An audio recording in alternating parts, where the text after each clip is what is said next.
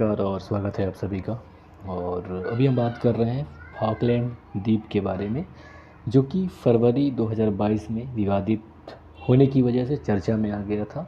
और ये जो सवाल है फॉकलैंड द्वीप, ये भूगोल से संबंधित है और स्टेट पीसीएस में सवाल पूछा जा सकता है क्योंकि बहुत ही करंट न्यूज़ है। तो अगर हम फॉकलैंड द्वीप समूह की बात कर लें कि विवाद क्यों हुआ, तो हुआ ये था कि फरवरी 2022 में चीन और अर्जेंटीना ने एक साझा बयान जारी किया, जिसके द्वारा चीन ने ये कहा कि जो फॉकलैंड द्वीप है वो अर्जेंटीना का हिस्सा है। तो इसके लिए ब्रिटेन इस बयान को खारिज कर दिया। और अगर फॉकलैंड द्वीप की बात कर लें तो ये जो फॉकलैंड द्वीप है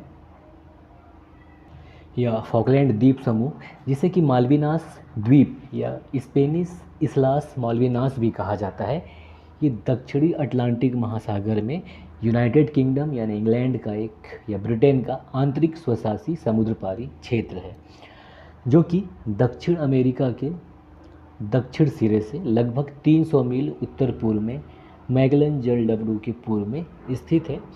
और यहाँ पर यानी कि पूर्वी फॉकलैंड पर, ये जो पूर्वी हिस्सा है, यहाँ पे राजधानी और प्रमुख शहर स्टेनली स्थित है पूर्वी फॉकलैंड में। और इसके अलावा यहाँ कई बिखरी हुई छोटी बस्तियाँ और साथ ही एक रॉयल एयरफोर्स बेस भी है, जो कि माउंट प्लेजेंट में स्थित है। इसके अलावा ये जो फॉकलैंड है, फॉकलैंड द्वीप है, ये दो मुख्य द्वीप ईस्ट फॉकलैंड और वेस्ट फॉकलैंड और लगभग 200 छोटे द्वीपों का हिस्सा है फॉकलैंड द्वीप समूह। और ये जो फॉकलैंड द्वीप समूह की सरकार है, ये दक्षिण जॉर्जिया और दक्षिण सैंडविच द्वीप।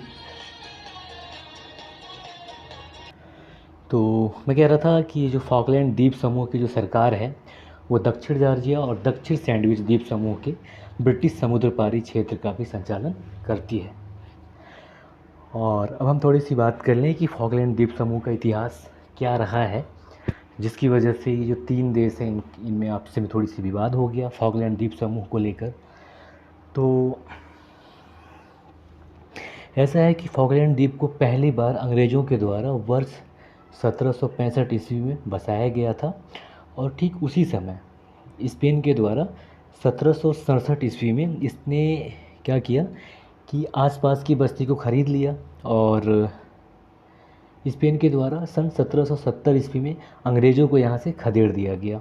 इसके अलावा क्या हुआ था कि जब युद्ध की धमकी दी गई स्पेन के द्वारा, तो 1771 में वेस्ट फॉकलैंड पर ब्रिटिश चौकी को बहाल कर दिया गया था। और अंग्रेज़ों ने क्या किया कि फॉकलैंड पर अपना दावा किए बिना ही वहाँ से ये हट गए थे 1771 ईस्वी में। फिर क्या हुआ कि वर्ष 1811 ईस्वी तक स्पेन के द्वारा पूर्वी फॉकलैंड को लेकर एक समझौता किया गया था। और वर्ष 1820 में जो अर्जेंटीना की सरकार थी, जिसने 1816 ईस्वी में स्पेन से अपनी स्वतंत्रता की घोषणा की थी, के द्वारा ऑकलैंड पर अपनी संप्रभुता की घोषणा कर दी गई थी। और यहीं पे क्या हुआ था कि वर्ष 1831 में एक अमेरिकी युद्धपोत ने पूर्वी फॉकलैंड पर अर्जेंटीना की बस्ती को नष्ट कर दिया था, क्योंकि वो क्या कर रहे थे कि यहाँ पे सील मछली का शिकार किया करते थे। इसके बाद क्या हुआ कि वर्ष 1833 की शुरुआत में एक ब्रिटिश सेना के द्वारा बिना गोली चलाए हुए अर्जेंटीना के अधिकारियों को द्वीप से निष्कासित कर दिया गया था। फिर क्या हुआ कि वर्ष 1841 में फॉकलैंड द्वीप समूह में एक ब्रिटिश नागरिक को लेफ्टिनेंट गवर्नर के रूप में नियुक्त किया गया था। और वर्ष 1885 ईस्वी तक इन द्वीपों पर लगभग 1800 लोगों का एक ब्रिटिश समुदाय बस गया था।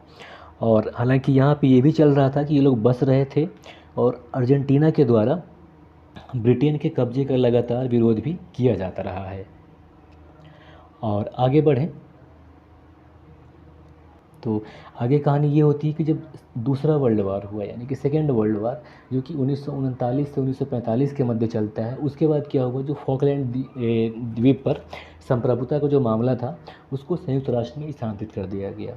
और फिर क्या हुआ कि वर्ष 1965 में संयुक्त राष्ट्र महासभा के द्वारा विवाद का शांतिपूर्ण समाधान खोजने के लिए ब्रिटेन और अर्जेंटीना को विचार विमर्श करने के लिए आमंत्रित करने का एक प्रस्ताव बनाया और इसको मंजूरी दी गई वर्ष 1965 में।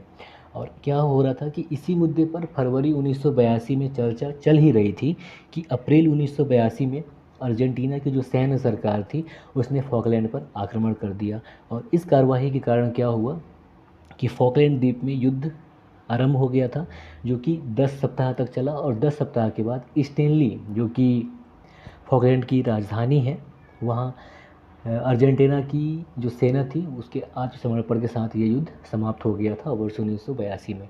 फिर क्या हुआ कि वर्ष 1990 में ब्रिटेन और अर्जेंटीना इन दोनों ने अपने जितने भी राजनयिक संबंध थे उनको फिर से स्थापित कर लिया। लेकिन फॉकलैंड द्वीप समूह को लेकर जो संप्रभुता का मुद्दा था वो विवाद का विषय इन दोनों के बीच बना रहा।